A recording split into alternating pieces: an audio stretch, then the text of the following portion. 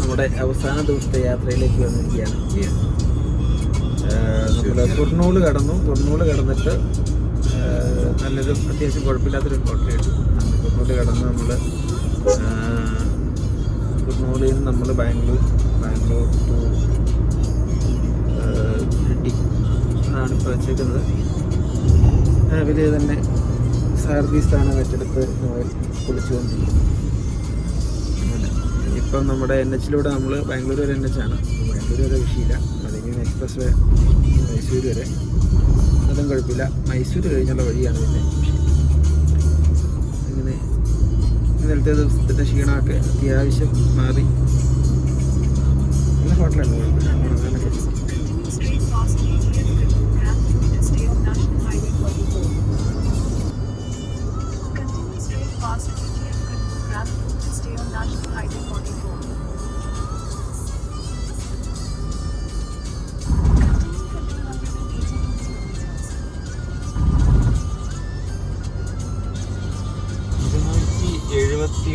കിലോമീറ്ററാണ് straight NH 44 നമ്മൾ പോകണം.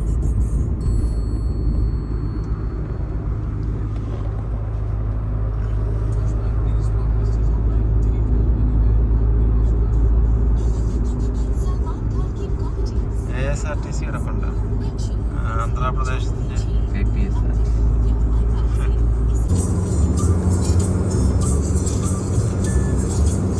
സൈഡുകളിൽ ഒന്നുമില്ല, പ്ലാന്റുകളെല്ലാം ഇങ്ങനെ ഫ്രീ ആയിട്ട് കിടക്കുന്നത്. ഇനിയും ഇതുപോലെ ഒരു വഴിയും കൂടെ പണിത് വിട്ടാലും ഒരു കുഴപ്പമില്ല.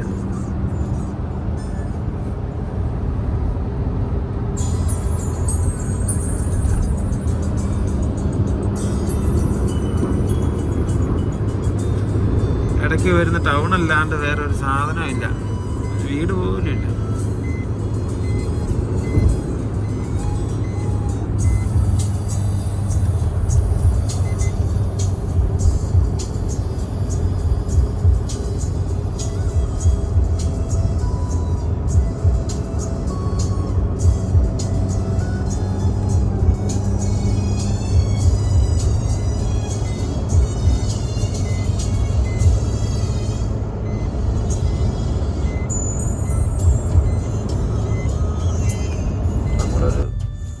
കൊണ്ട് നിർത്തിയതാണ്. ഇത് നെല്ലാണെന്നാണ് നോയിഡ പറയുന്നത്. നെല്ലാന്ന് നെല്ലല്ല കേട്ടോ. ഇത് മറ്റേ പതിര പോലത്തെ നെല്ലിൻ്റെ തേറ്റിയിട്ടുള്ള ആ സാധനമാണ് ഈ സാധനം.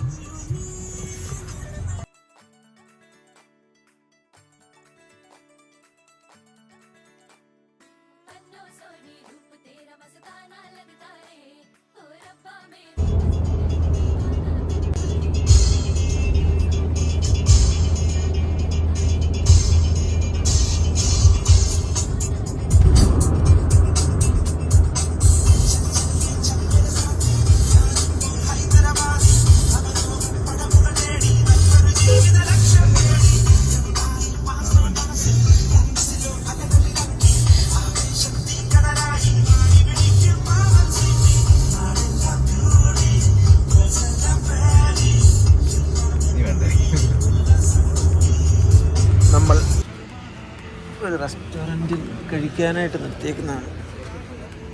എന്നടാ അതാക്കോട്ടോ.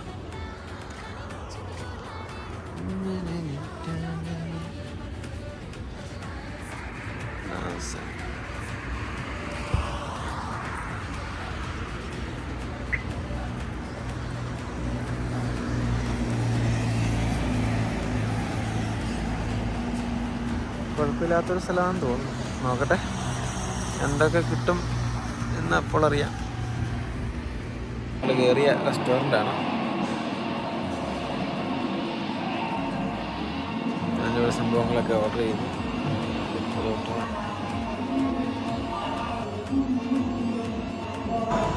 അങ്ങനെ നമ്മുടെ ഇന്നത്തെ ബ്രേക്ക്ഫാസ്റ്റ് എത്തി. ഇത് ആലു പൊറോട്ട, ഇത് പനീർ പൊറോട്ട. പനീർ പൊറോട്ട എന്താണെന്നുള്ള കഴിച്ചു നോക്കിയാൽ എടുത്തുള്ളൂ.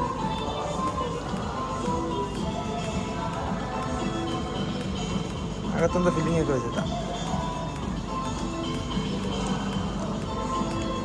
എവിടെ ചെന്നാലും സാധാരണ ചായ ഒന്ന് വാങ്ങിക്കഴിഞ്ഞ് പിന്നെയും ചായ വാങ്ങാറുണ്ട് ഇവിടെ. അതുകൊണ്ട് ഞങ്ങൾ ആദ്യമേ 4 ചായ ഇങ്ങനെ വാങ്ങി. കാരണം ഇവിടുത്തെ ചായകൾ അത്ര സൂപ്പറാണ്.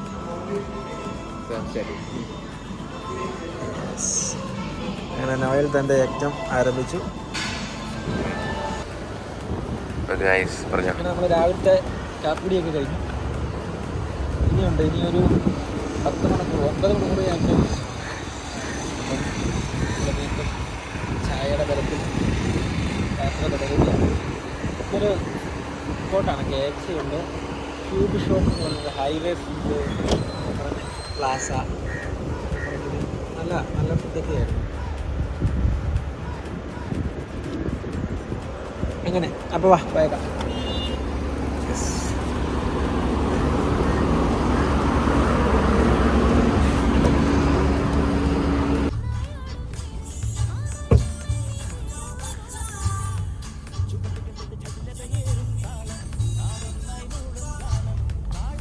ഇവിടെ ഒരു സ്പെഷ്യാലിറ്റി ഉണ്ട്, അത് കാണിച്ചു തരാം.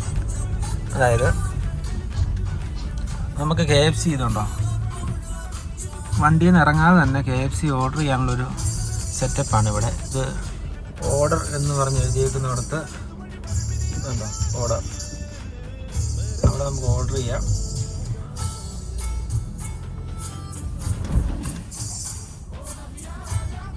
അവിടെ നമുക്ക് ഓർഡർ ചെയ്ത് മുന്നോട്ട് പോയി കഴിഞ്ഞാൽ അടുത്ത സ്ഥലത്ത് പിക്കപ്പ് എന്ന് പറഞ്ഞുണ്ട്. പിക്കപ്പ് വീണ്ടും മുന്നോട്ട് പോവാം.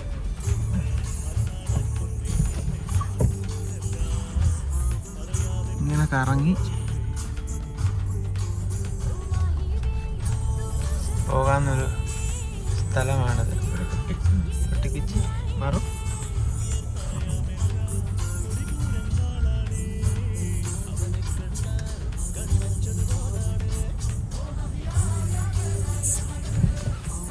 അങ്ങനെ ഇറങ്ങി നമുക്ക് വീണ്ടും പോകാം. അങ്ങനെ നമ്മൾ അതിലേ പോയി കറങ്ങി തിരിഞ്ഞ് ഇതിലേ വന്ന് ഇനി പെട്രോൾ അടിക്കണമെങ്കിൽ ഇവിടെ പെട്രോൾ അടിച്ച് വീണ്ടും ഇതിലെ നേരെ പോയി.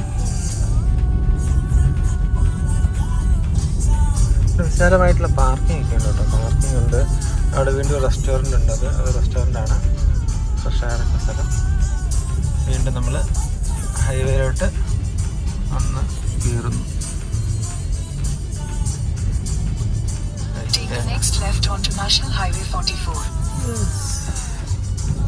So we are moving. Continue on National Highway 44 for 110 kilometers. 110 kilometers more. Okay.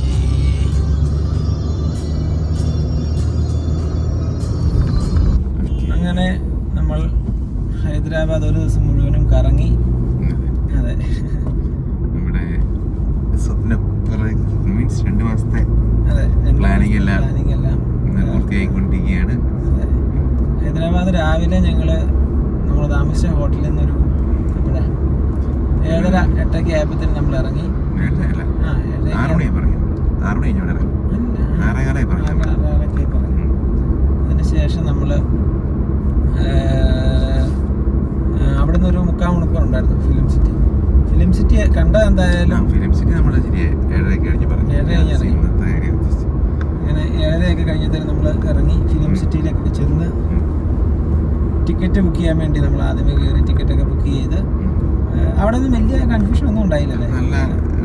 വലിയ തിരക്കൊന്നും ഇല്ലായിരുന്നു. നല്ല ഡീലിങ്ങുകളായിരുന്നു. വലിയൊരു കൺഫ്യൂഷനൊന്നും നമുക്കവിടെ വന്നില്ല. പിന്നെ അവിടെ ഒരു മലയാളി ഉണ്ടായിരുന്നു. അതുകൊണ്ട് തന്നെ നമുക്ക് ഇച്ചിരി കൂടെ കാര്യങ്ങളൊക്കെ പെട്ടെന്ന് മനസ്സിലാകാൻ എളുപ്പമായി. അങ്ങനെ നമ്മൾ ടിക്കറ്റൊക്കെ എടുത്ത് അകത്ത് കയറി നമ്മൾ അവിടുത്തെ ലോഞ്ചിൽ വെയിറ്റ് ചെയ്ത് 9 മണി മുതൽ രാത്രി 9 മണി വരെ 9:30 വരെയാണ് അതിൻ്റെ ടൈമിങ്. നമുക്ക് അത്രയും സമയം ഫുൾ യൂട്ടിലൈസ് ചെയ്യാം. ഇനി അല്ല വൈകുന്നേരം 4:30-ക്ക് ശേഷം തിരിച്ച് പോകണമെങ്കിൽ നമ്മുടെ ഇവിടെ ഒരു ഗൈഡുണ്ട്. അപ്പോൾ ഗൈഡിനോട് പറഞ്ഞു കഴിഞ്ഞാൽ അതനുസരിച്ച് അവർ അറേഞ്ച് ചെയ്ത് തിരിച്ചു കൊണ്ടുവരും. 2000 ഏക്കർ വൈകുന്നേരം 5 മണി വരെ സുഖമായിട്ട് കാണാറുണ്ട് അതിനകത്ത്. 5 മണിക്ക് ശേഷം നമ്മുടെ ഇഷ്ടമാണ്. പക്ഷെ 5 മണി വരെ കണ്ടിരിക്കണം, എന്നാലേ ആ ഫിലിം സിറ്റി മൊത്തം എക്സ്പ്ലോർ ചെയ്യാൻ നമുക്ക് പറ്റുള്ളൂ. പിന്നെ എനിക്ക് തോന്നുന്നു ഏകദേശം 1900 അത്രയും ഏക്കർ, 2000 അടുത്ത് സംഭവമുണ്ട്. അതിൻ്റെ അകത്ത് 1600 ഏക്കറാണ് ഫിലിം സിറ്റി എന്ന രീതിയിൽ അവർ ഫുള്ളും ബിൽഡ് ചെയ്ത് വെച്ചേക്കുന്നത്. ഈ റാമോജി എന്ന് പറയുന്ന ഒരു പുള്ളിയാണ് അതിന്റെ ചെയർമാൻ. 1996 ഈ സാധനം ഫിലിം സിറ്റി മൊത്തമായിട്ട് ഡെവലപ്പ് ചെയ്യുന്നത് ഈ രാമോജി റാവു എന്ന് പറഞ്ഞ പുള്ളിക്കാരൻ. അങ്ങനെ ഈ രാമോജി പ്രൊഡക്ഷൻസ് ആണ് ഇപ്പൊ അതിന്റെ പാരന്റ് ആയിട്ട്, അതായത് അതിന്റെ ഇപ്പൊ head Ramoji group. Ramoji group എന്ന് പറഞ്ഞ ടീംസ് ആണ് ഇതിന്റെ. അപ്പോൾ അത് പ്രൈവറ്റ് കമ്പനിയാണ്, നമ്മൾ ഗവൺമെന്റിന്റെയോ അങ്ങനെയല്ല, ഈ പ്രൈവറ്റ് കമ്പനിയാണ്. ഇത്ര ഏക്കർ നമുക്ക് ഈ ഫിലിം സിറ്റിക്ക് വേണ്ടി തന്നെ പ്രൊഡ്യൂസ് ചെയ്തേക്കുന്നത്. ഒരു വർഷം 400 മുതൽ 500 സിനിമ ഷൂട്ട് ചെയ്യുന്നുണ്ട്. അതായത് ഒരു ദിവസം തന്നെ, അതായത് ഒറ്റ സമയം 15 ഷൂട്ടിങ് നടത്താനുള്ള കപ്പാസിറ്റി ആയിട്ടുണ്ട്. 15 ഷൂട്ടിങ് ഒറ്റ സമയത്ത്, അത്രയും കപ്പാസിറ്റി ആ ഫിലിം സിറ്റിക്ക് ഉണ്ടെന്നാണ് പറയുന്നത്. പിന്നെ നമ്മുടെ എന്നാണ് ഒരുപാട് ലൊക്കേഷൻസ് ഉണ്ട്. നമ്മൾ പണ്ട് വിചാരിച്ചിരുന്നത് എന്താണ്, അവിടെ പോയി എടുത്താണ് ഇവിടെ നമ്മൾ കണ്ട സിനിമകളിലെ എല്ലാ ലൊക്കേഷൻസും അവിടെയുണ്ട്. നമ്മൾ ലണ്ടനിൽ പോയി ഷൂട്ട് ചെയ്തൊക്കെ പറഞ്ഞൊക്കെ ആണെങ്കിലും എല്ലാം നമുക്ക് ഇവിടെ നിന്ന് കാണാൻ പറ്റും. ലിബർട്ടിയും ഈഫൽ ടവറും എല്ലാം ഇതിനകത്തുണ്ട്. എല്ലാം അതിൻ്റെ അകത്തുണ്ട്. പിന്നെ അത് കഴിഞ്ഞുള്ള ഒരു സംഭവം എന്ന് പറയുന്നത്, നമ്മൾ അടുത്ത സ്ഥലത്തോട്ട് നടന്നു പോയി കഴിയുമ്പോൾ അവിടെ വൈൽഡ് വെസ്റ്റ് സ്റ്റണ്ട് ഷോ എന്ന് പറയുന്നത് അതിൻ്റെ ഒരു ട്രെയിലർ അവര് അത് അഭിനയിച്ച് തന്നെ കാണിക്കുന്നതാണ്. അപ്പം അത് നമ്മൾ ഒരിക്കലും എക്സ്പെക്ട് ചെയ്യാത്ത രീതിയിലാണ് അതിൻ്റെ പരിപാടികൾ മുഴുവൻ. നമ്മളൊരിക്കലും ഒരു സ്റ്റണ്ട് സീൻ നമ്മൾ സിനിമയിൽ എങ്ങനെയാണ് വരുന്നതെന്നൊക്കെ നമ്മൾ കണ്ടിട്ടുണ്ട്, പക്ഷെ സിനിമയിൽ അതിൻ്റെ ഔട്ടേ നമ്മൾ കണ്ടിട്ടുള്ളൂ. അതെങ്ങനെ ടൈമിങ്ങും കൊള്ളാതെ എങ്ങനെ ഇടിക്കുന്നു എന്നുള്ളതും ഒന്നും നമ്മൾ കണ്ടില്ല. പക്ഷേ ഞങ്ങളിവിടെ അത് കണ്ടു, അടിപൊളി, ഒന്നും പറയാനില്ല. ലൈവായിട്ട് അവരുടെ ടൈമിംഗ് ഒക്കെ ഒന്നും പറയാനില്ല. നിങ്ങളെ കാണുമ്പോൾ മനസ്സിലാകും. അതുപോലെ രസകരമായിട്ട് അവരൊരു സീൻ ക്രിയേറ്റ് ചെയ്ത് അവരത് അഭിനയിച്ച് നമ്മളെ കാണിക്കുന്നു. സൗണ്ടും എല്ലാം പക്ക. അപ്പോൾ അവരത് ട്രെയിലർ പോലെ കാണിക്കുന്നതാണ്. അതായത് അതിൻ്റെ ഒരു വലിയൊരു ഷോ വൈകുന്നേരം ഉണ്ട്. അപ്പോൾ അതിന് ജസ്റ്റ് മുന്നേ ട്രെയിലറായിട്ട് അവർ കാണിക്കുന്നതാണ്.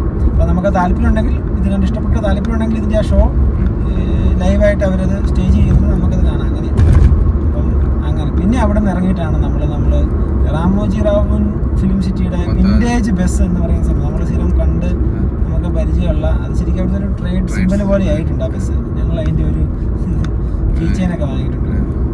അപ്പം പിന്നെ നമ്മൾ കയറിയത് ആ ബസ്സിലോട്ടാണ്. എന്നിട്ട് പിന്നെ ഞങ്ങൾ അവിടുന്ന് ഉച്ച കഴിഞ്ഞ് പിന്നെ ഒരു 3-4 ഷോകളാണുള്ളത്. അത് നല്ല ഒന്നും പറയാനില്ലാത്ത അടിപൊളി ഷോ എന്ന് പറയുമ്പോൾ നമ്മൾ പൊതുവെ വിചാരിക്കും എന്നെ കാണാനൊക്കെ വിചാരിക്കും. പക്ഷേ കണ്ടു കഴിഞ്ഞാൽ നമ്മൾ ലൈവ് സ്റ്റേജ് പ്രോഗ്രാമുകളാണല്ല.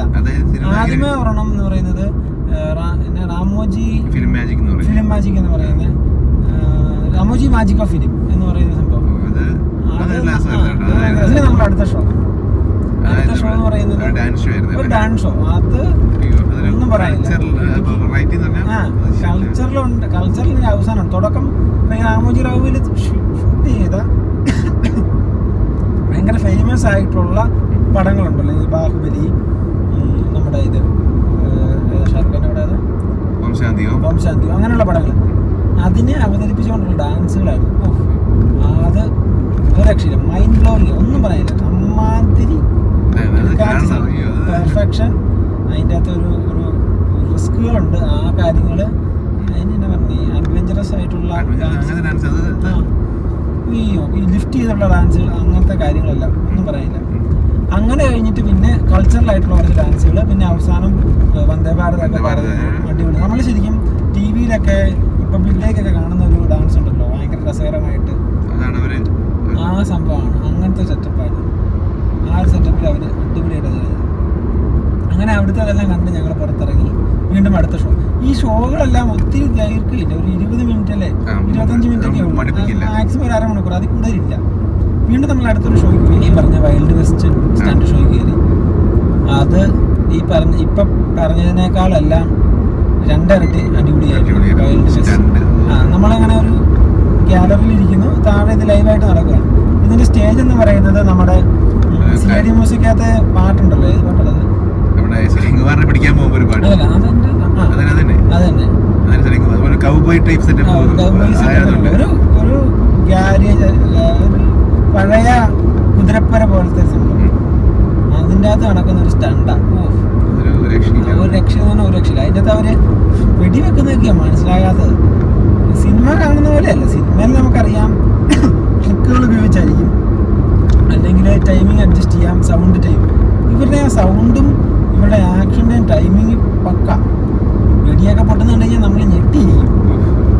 ശരിക്കും വെടിയാണ് ഒറിജിനൽ വെടി, പക്ഷെ ഉണ്ടായില്ലെന്നേ ഉള്ളൂ. അതെങ്ങനെയാണ് ഇടയ്ക്ക് ബോംബ് പൊട്ടിക്കുന്നുണ്ട്.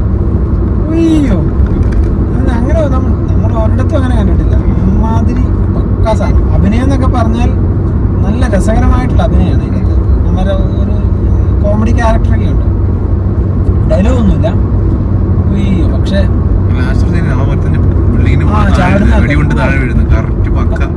വലിയൊരു മേളിലൊരു ഉണ്ടാക്കി വെച്ചേക്കുന്ന ഒരു ടവറുണ്ട്. ആ ടവറിന്റെ മേളിൽ നിന്ന് ഞാൻ താഴോട്ട് വെടികൊണ്ട് വില്ലൻ താഴോട്ട് വീഴുന്നോടെ എവിടെയാണ് തീരുന്നത്. ആ ജമ്പിങ് ഒക്കെ എല്ലാവരും എണീറ്റ് നിന്ന് കൈയടിച്ചു. അമ്മാതിരി പക്ക സ്ലോ മോഷനിൽ. അത് ആ ലൈവായിട്ട് എങ്ങനെയാണ് ആ സ്ലോ മോഷനിൽ ജമ്പ് ചെയ്തെന്നുള്ളത് അവൻ്റെ കഴിവാണ്, പ്രാക്ടീസും കഴിവാണ്. അയ്യോ, എന്നിട്ട് എല്ലാവരും അവരുടെ കൂടെ ഒന്ന് ഫോട്ടോ എടുക്കും. അത്രയും നമ്മൾ അത് കണ്ടു കഴിഞ്ഞാൽ നമുക്ക് അത്ര ഇഷ്ടപ്പെടും. കാരണം അത്ര എഫർട്ട് ഉണ്ടത്. ടൈമിംഗ് ഒക്കെ പെർഫെക്റ്റ് ആക്കാന്നൊക്കെ പറഞ്ഞാൽ ഒറിജിനലായിട്ട് തൊഴിക്കലൊന്നും നമുക്ക് കണ്ടാൽ പറയല.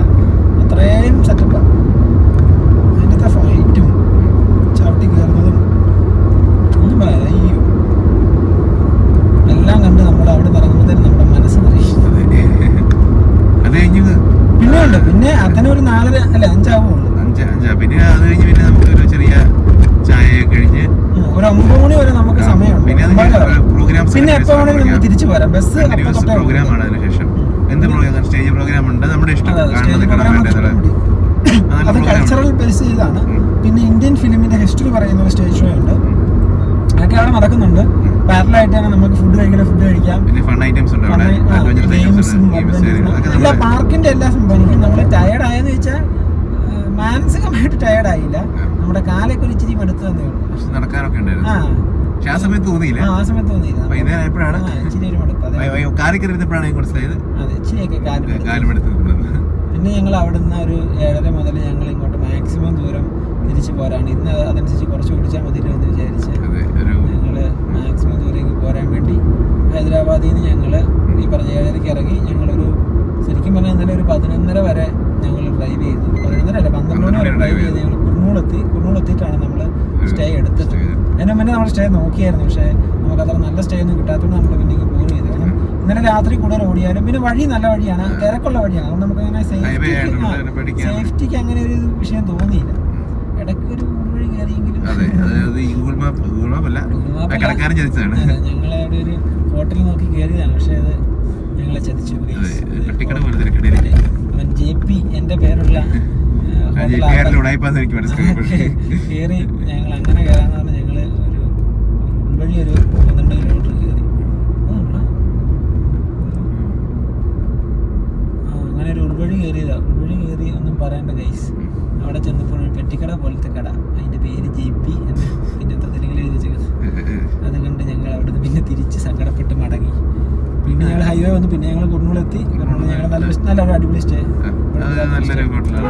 അവിടെ കയറി ഞങ്ങൾ സ്റ്റേ ഒക്കെ എടുത്ത് ഞങ്ങൾ അവിടുന്ന് പിന്നെ രാവിലെ ഒരു 6 മണി ആയപ്പം ഞങ്ങൾ അവിടെ നിന്ന് ഇറങ്ങി പോയത്. 6 കഴിഞ്ഞു. 6:30 ആയത്തേനും പോന്നു. അപ്പം നമ്മളൊരു ഒരു 10-12 കിലോമീറ്റർ കഴിഞ്ഞാൽ നമ്മൾ ഓൾമോസ്റ്റ് ബാംഗ്ലൂർ എത്തും. അതിനിടയ്ക്ക് നമ്മൾ കാപ്പി പിടിച്ചു. കാപ്പി പിടിക്കാനൊക്കെ നിർത്തിയത് നിങ്ങൾ കണ്ടു. അങ്ങനെയൊക്കെ ആണ് നമ്മുടെ യാത്രകളുടെ കാര്യങ്ങൾ. ഹൈദരാബാദ് കുറേ സ്ഥലം എക്സ്പ്ലോർ ചെയ്യാനുണ്ട്. നമുക്ക് ദിവസത്തിന്റെ പരിമിതി ഭയങ്കരമായിരുന്നു. ഒരു ദിവസമല്ലേ ഉള്ളൂ. അതിനൊന്നും പറയാനില്ല. അത് പക്ക 1 ഫുൾ ഡേ കാണാം. 2 ദിവസം കാണണ്ടെന്ന് ചോദിച്ചു കഴിഞ്ഞാൽ കാണാം, അതേ ഉള്ളൂ. പക്ഷെ 1 full day 9 AM to 9 PM പക്ക. അത് കുറയ്ക്കാനും ഇല്ല കൂട്ടാനും ഇല്ല. കുറയ്ക്കാനൊട്ടും ഇല്ല. ഓരോ സമയത്തും കാണേണ്ട ഓരോ സാധനങ്ങൾ. രാവിലെ ലൊക്കേഷൻസ് കാണും, ഉച്ച കഴിഞ്ഞ് ഷോസ് കാണാം. സത്യം പറഞ്ഞാൽ ഞാൻ ആദ്യം വിചാരിച്ച് ലൊക്കേഷൻ അല്ലേ നല്ല ഷോ കാര്യം. ഷോ ഒന്നും പറയാനില്ല. ഷോ അപ്പം ഞങ്ങൾ ഇത്തവണ നമ്മൾ സാധാരണ റീലുകളായിരുന്നു നമ്മൾ എല്ലാത്തിനും ചെയ്തുകൊണ്ടിരുന്നത്. ഇത്തവണ നമ്മൾ റീലിന് പകരം ഞങ്ങൾ വ്ളോഗാണ് എടുത്തത്. അതുകൊണ്ട് ഈ വ്ളോഗ് എങ്ങനെ വരും നമുക്കറിയില്ല. ഹൈദരാബാദ് എക്സ്പ്ലോർ ചെയ്യുന്നതായിരിക്കും. എല്ലാവരും ഓർമ്മകളായിട്ട് സൂക്ഷിക്കാവുന്നതുകൊണ്ട് ഞങ്ങൾ വ്ളോഗ് ടൈപ്പായിട്ട് എടുത്തത്. ഭാവി ഞെക്കൊന്ന് കാണാൻ വേണ്ടി. അതെ, നമുക്ക് കണ്ട് ഓർത്തിരിക്കാനും ഒക്കെ ആയിട്ടുള്ള ബാദ്ഷാ ഗ്രൂപ്പ്. ഞങ്ങളുടെ ഗൈഡിന്റെ പേരായിരുന്നു ഭാഷ. ഓരോ സിനിമയ്ക്ക് ഭാഷ എന്ന സിനിമയുണ്ടല്ലോ, അപ്പം ഓരോ ഗ്രൂപ്പിനും ഓരോ സിനിമയുടെ പേരാന്ന് വിചാരിച്ചത്. അങ്ങനെ പുള്ളി ഓരോ തവണയും ഓരോ സ്ഥലത്തുണ്ട് ബാദ്ഷാ ഗ്രൂപ്പ് ഇതറാവോ എന്നൊക്കെ പറയുന്നുണ്ട്. അപ്പം നമ്മൾ വിചാരിച്ച അങ്ങനെയായിരിക്കും പേരുന്നത്. പോരുന്നതിന് മുമ്പ് ഗൈഡിനോട് നമ്മൾ കമ്പനി ആയിരുന്നു, പക്ഷെ അതിനിടയ്ക്ക് നമുക്ക് പേരൊന്നും ചോദിക്കാൻ നമ്മൾ അത്രയും ഓർത്തില്ല. പോരുന്നതിന് മുമ്പ് ബൈ ബൈ ഒക്കെ പറഞ്ഞ് ആപ്കാ ഗുഡ് നെയിം പ്ലീസ് എന്ന് ചോദിക്കുമ്പോൾ ബാദ്ഷാ എന്ന് പറഞ്ഞു. അപ്പോഴാണ് മനസ്സിലായത് പുള്ളിക്കാരൻ്റെ പേരായിരുന്നു ബാദ്ഷാ. അങ്ങനെയുള്ള നമ്പറൊക്കെ നമ്മൾ സേവ് ചെയ്ത് വെച്ചിട്ടുണ്ട്. നല്ലൊരു മനുഷ്യനാണ്. പുള്ളി നേറ്റീവ് തെലുങ്കാനക്കാരനാണ്. നല്ല യങ് ജെന്റിൽമാൻ. അങ്ങനെ നമ്മൾ നമ്മുടെ ഹൈദരാബാദ് യാത്രയുടെ അതിമനോഹരമായിട്ടുള്ള ഒരു ദിവസം അവിടെ മനസ്സും നിറഞ്ഞ് ഹൃദയവും നിറഞ്ഞ് വയറും നിറഞ്ഞ് നിറയാനുള്ളത് പെട്രോൾ ടാങ്ക് മാത്രമാണ്. അതിപ്പോ നിറച്ചു. അങ്ങനെ വഴികളൊക്കെ പറഞ്ഞ് നിങ്ങൾ കുറെ വീഡിയോകൾ കാണുന്നുണ്ടല്ലോ, അതിൽ എല്ലാം കണ്ട വഴികളാണ്. ഒന്നും പറയാനില്ല. 279 കിലോമീറ്റർ സ്ട്രെയിറ്റ് ആണ്. ഇതിനകത്ത് ഒരു തിരിക്കാനും ഇല്ല, വളയ്ക്കാനും ഇല്ല, ഒന്നുമില്ല. അത് ഒരു സെക്ഷൻ. അത് കഴിഞ്ഞ് അത് നമ്മൾ തീർത്തു. എന്നിട്ട് അടുത്ത് 70 ഉണ്ട് പിന്നെയും പോകുന്നത്. അങ്ങനെ ഇതുപോലെ തന്നെയാണ് വഴികളെല്ലാം. ബാംഗ്ലൂർ എക്സ്പ്രസ് ഹൈവേ കിടക്കും. പിന്നെ എക്സ്പ്രസ് ഹൈവേ വഴികളൊക്കെയാണ്. പക്ഷെ ബാംഗ്ലൂരൊക്കെ ഇച്ചിരി തിരക്കുണ്ടെന്നേ ഉള്ളൂ. But comparatively better. പക്ഷെ മുംബൈയൊക്കെ നമ്മൾ പോയപ്പോൾ ഭയങ്കര തിരക്കായിരുന്നു. റോഡ് എക്സ്പ്രസ് വേ ഒക്കെ. ഇപ്പം ഞങ്ങൾ ഹൈദരാബാദ് മുംബൈ എക്സ്പ്രസ് വേ കയറി നമ്മൾ കുറച്ച് നേരം യാത്ര ചെയ്തായിരുന്നു. അവിടെ പക്ഷെ ഒത്തിരി തിരക്കില്ല, അത്ര റഷില്ല.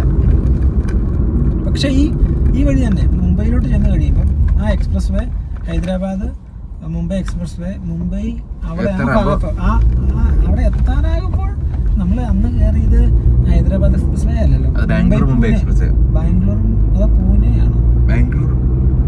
എന്തായാലും മുംബൈയിലുള്ള എക്സ്പ്രസ് വേയിൽ ഭയങ്കര തിരക്കെന്ന് പറഞ്ഞാൽ നമ്മുടെ ഇവിടെ ടൗണിലൊക്കെ ഉള്ള തിരക്ക് പോലെയാണ് എക്സ്പ്രസ് വേയിലെ തിരക്ക്. അതായത് എല്ലാ വണ്ടിയും 100-120 മാത്രമേ പോകുന്നത്. തൊട്ടടുത്ത് വണ്ടി, തൊട്ട് മുന്നേ വണ്ടി, തൊട്ട് പുറകിൽ വണ്ടി, എല്ലാം ഒറ്റ സ്പീഡിൽ ഇങ്ങനെ പോവുക. 120-100 എന്ന് പറഞ്ഞ് നമുക്ക് ഒന്നും ചെയ്യാൻ. നമുക്ക് ആ 100-120 കയറിയില്ലെങ്കിൽ പുറകിന്ന് ഓണയുടെ ബഹളമായിരിക്കും.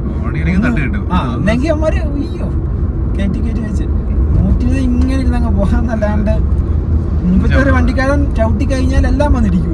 അത്രയും ചേർന്നാ പോകും. പക്ഷെ അത്രയും തിരക്കൊന്നും ഇവിടെ ഇല്ലായിരുന്നു. ഇവിടെ നമുക്ക് നല്ല സുഖമായിട്ട് നല്ല സ്മൂത്തായിട്ട് പോകുന്ന ഒട്ടും തന്നെ തിരക്കില്ല തന്നെ പറയാം. പക്ഷെ മുമ്പ് ഭയങ്കര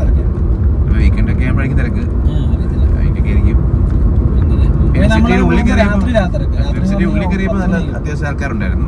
ഫിലിം സിറ്റിയുടെ അകത്ത് തിരക്കുണ്ടായിരുന്നു കേട്ടോ. അതായത് ഇതൊരു സീസണല്ല, ടൂർ സീസൺ അല്ല, എന്നിട്ട് പോലും പിള്ളേരൊന്നും ഇല്ലായിരുന്നു, സ്കൂൾ പിള്ളേരൊന്നും ഇല്ലായിരുന്നു കേട്ടോ. അത് തന്നെ നമുക്ക് കുറച്ച് ആശ്വാസം.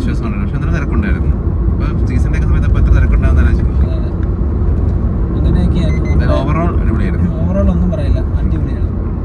അങ്ങനെ നമ്മുടെ ഡ്രൈവുകൾ നല്ലതായിരുന്നു, നമ്മുടെ സ്റ്റേകൾ നല്ലതായിരുന്നു, ഫുഡുകൾ നല്ലതായിരുന്നു. ഞങ്ങളൊരു ഹൈദരാബാദി ബിരിയാണി കഴിച്ചു. പക്ഷെ അതല്ലെന്ന് തോന്നുന്നു അതിൻ്റെ ടേസ്റ്റ്. എന്തോ നമുക്ക് അത്ര ഇഷ്ടപ്പെട്ടില്ല. പക്ഷേ ഇവിടുത്തെ രുചി പിടിക്കാത്തതാണെന്ന് അറിയത്തില്ല. തന്തൂരി റൊട്ടിയും എല്ലാവർക്കും നല്ല. പിന്നെ നമ്മൾ ആലു പൊറോട്ട അത് കഴിച്ചു നോക്കുന്നത്, പനീർ പൊറോട്ട അതൊക്കെ നല്ലതായിരുന്നു. ചായകൾ നല്ലതാണ്. രാമോജിയിലൊക്കെ ഫുഡൊക്കെ നല്ല കേട്ടോ. എല്ലാ ഫുഡും രാമോജിയിലൊക്കെ റേറ്റ് കൂടുതലാണ്. റേറ്റ് ഇതിൻ്റെ അകത്ത് അവർ ആ രീതിയിലാണല്ലോ. റേറ്റ് കൂടുതലാണ്, പക്ഷെ നല്ല ഫുഡാണ്. എല്ലാം ക്ലീൻ ആണ്, അതാ മെയിൻ. എല്ലാം നല്ല വൃത്തിയാണ്. കൂടുതലും സെൽഫ് സർവീസുകൾ കാര്യങ്ങളാണ്. ഇപ്പം നമ്മുടെ റെസ്റ്റ് റൂം ആണെങ്കിലും എല്ലാം നല്ല പക്ക ക്ലീൻ ആൻഡ് വൃത്തിയാണ്, അതിൻ്റെ ഹൈജീനിക്കാണ്. അങ്ങനെ വളരെ രസകരമായിട്ടുള്ള ഞങ്ങളുടെ ഹൈദരാബാദ് ട്രിപ്പ് അവസാനത്തിലേക്ക് കടന്നുകൊണ്ടിരിക്കുന്നു. അങ്ങനെ ഞങ്ങൾ ബാംഗ്ലൂർ എടുത്തുകൊണ്ടിരിക്കുന്നു. ബാംഗ്ലൂരിൽ നമ്മൾ നിർത്തുന്നില്ല, നമ്മൾ നേരെ പോവാണ്. ബാംഗ്ലൂർ കയറി നമ്മൾ നേരെ മൈസൂർ പോയി. നമ്മൾ നേരെ പോകാനുള്ള പരിപാടിയാണ്. ഉച്ചയ്ക്ക് ഭക്ഷണം കഴിക്കാൻ എവിടെയില്ല നിർത്തും, അതേ മിക്കവാറും വഴി കാണും. അങ്ങനെ അപ്പം നമ്മുടെ അടുത്ത യാത്രകളിൽ നമുക്ക് വീണ്ടും കണ്ടുപിട്ടുന്നവരെ അതെ.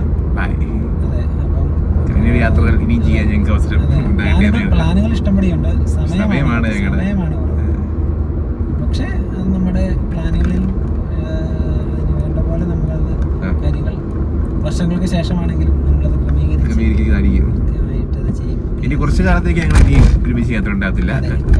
3 വർഷത്തിന് നമുക്കുള്ള എന്നൊക്കെ പറയും, പറയാൻ പറ്റില്ല. ഇതൊക്കെ തീരുമാനങ്ങൾ ഒന്നും നമ്മുടേതല്ല. അതുകൊണ്ട് ഇവിടെ തീരുമാനിച്ചതുപോലെ യാത്രകൾ ഉണ്ടാവും. അങ്ങനെയൊക്കെയാണ് പോകുന്നത്. അപ്പോൾ നമുക്ക് ബാംഗ്ലൂർ കാഴ്ചകളൊക്കെ കണ്ട് യാത്രയാകാം. ഇതൊക്കെ റെക്കോർഡ് ചെയ്തിട്ടുണ്ടോ എന്നുള്ളത് ഫോൺ ഞങ്ങൾ തിരിച്ചു പിടിച്ച് അവിടെ ഒരു നമ്മുടെ ഫോൺ ഹോൾഡർ വെച്ചിട്ടാണ് ഇതൊക്കെ റെക്കോർഡ് ചെയ്തത്. ഇതൊക്കെ റെക്കോർഡിംഗ് ആയിട്ടുണ്ടോ എന്നുള്ളത് ഇപ്പൊ എടുത്ത് നോക്കുമ്പോൾ പറയാം. ഇല്ലെങ്കിൽ ഇത്രയും കൂടെ ഇനി പറയാൻ വയ്യ. നമുക്ക് ഇതിനെ കുറിച്ചൊരു ഐഡിയ ഇല്ല. എങ്ങനെ നമ്മളിത് വ്ലോഗ് ചെയ്ത് എങ്ങനെ ഇറക്കുന്നു വലിയ ഐഡിയ ഒന്നുമില്ല. നമ്മൾ ചുമ്മാ ഫൈഡ് ചെയ്യുന്നേ. ഓക്കെ, ഹൈദരാബാദ് കാഴ്ചകളൊക്കെ കാണാം. നമ്മുടെയൊക്കെ നാട്ടിൽ എത്രയോ ഓവർ ബ്രിഡ്ജുകൾ ഇതുപോലെ ഭിത്തി കെട്ടി കിടപ്പുണ്ട്. ഒരെണ്ണത്തിലെങ്കിലും ഇതുപോലെ ഒരു ആർട്ട് വർക്ക് ചെയ്യാനോ അല്ലെങ്കിൽ അങ്ങനെ പടം വരച്ച് നല്ല രസകരമാക്കി വെക്കാനോ നമ്മുടെ കേരളത്തിനോ ആളുകൾക്ക് താല്പര്യമില്ല. രണ്ട് സൈഡിൽ നല്ല ലെങ്തി ഉണ്ട്. അവസാനമായപ്പോഴത്തേനും അത് കണ്ട് രസമല്ല. അതിപ്പം കുറെ പഴകിപ്പോയി. അടുത്തൊരു പെയിൻറ്റ് ചെയ്ത് വേറൊരു നല്ല ആർട്ടിസ്റ്റുകളൊക്കെ ചെയ്യുന്ന രസമാണ്.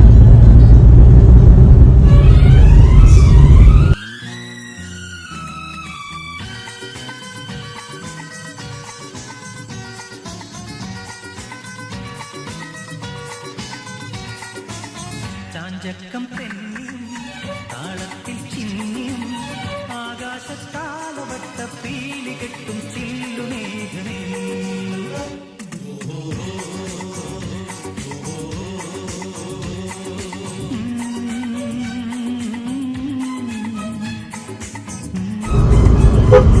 നമ്മളിപ്പോൾ പാസ് ചെയ്യുന്നത് ബാംഗ്ലൂരിലൂടെയാണ്. സൈഡിൽ ഇപ്പോൾ പണി നടക്കുന്നത് മെട്രോയുടെ പണിയാണ്. പുതിയ റൂട്ട് മെട്രോ വരാൻ വേണ്ടിയുള്ള പണിയാണ് നടന്നുകൊണ്ടിരിക്കുന്നത്. അത്യാവശ്യം തിരക്കുണ്ട്. അത്യാവശ്യം കാര്യം നമ്മളിപ്പം ഇവിടെ വരെ വന്നതിൽ വെച്ച് നോക്കുമ്പോൾ ഇവിടെയാണ് കുറച്ച് റഷ് വന്നത്. അധികം റഷില്ല. ഞങ്ങൾ ഇങ്ങോട്ട് വന്നപ്പോൾ അത്ര റഷില്ല. ടൗണിലേക്ക് നമുക്ക് അറിയത്തില്ല. ഇവിടെ പോയിക്കൊണ്ടിരിക്കുന്നതനുസരിച്ച് തിരക്ക് കൂടി വരികയാണ്. അവിടെ എത്തുമ്പോൾ തിരക്കുണ്ടാവും എന്ന പ്രതീക്ഷയാണ് ഞങ്ങൾ പോകുന്നത്. കാരണം ഇങ്ങോട്ട് വന്നപ്പോൾ നല്ല തിരക്കായിരുന്നു. പക്ഷേ ഇത് ഓഫീസ് ടൈം ആയിരുന്നു. ഓഫീസ് ടൈം കഴിഞ്ഞു. അതുകൊണ്ട് തന്നെ നല്ല അത്യാവശ്യം നല്ല വീതിയുണ്ട്. ഹൈദരാബാദ് പോയി വരുന്നതിന് നമ്മൾ കൊടുക്കുന്ന ടോളുകളാണ് ഇത്രയും. അത്യാവശ്യം നല്ല എമൗണ്ട് ഉണ്ട് ഇത്. പിന്നെ ഒരിടത്തും വലിയ ലാഗൊന്നും വരില്ല. പെട്ടെന്ന് ഫാസ്റ്റാഗൊക്കെ റീഡ് ചെയ്ത് ഇവർ കടത്തി വിടുന്നുണ്ട് നമ്മളെ. പക്ഷെ നമുക്ക് ഇത്രയും ടോൾ പ്ലാസകൾ നമ്മൾ കടന്നു പോകണം. ഇത്രയും ടോളുകൾ നമ്മൾ കൊടുത്ത് വേണം നമ്മുടെ യാത്രയിൽ പോകാനായിട്ട്.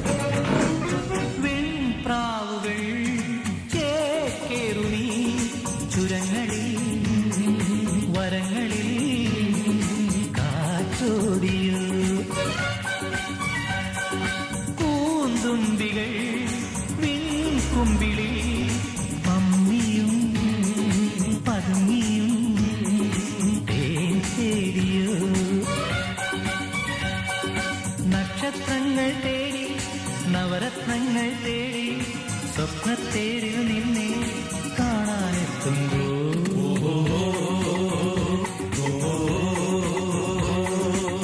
ചാഞ്ചക്കം തെന്നിയും താളത്തിൽ ചിന്നിയും ആകാശത്താലവട്ട പീലി കെട്ടും ചില്ലുമേഘമേ.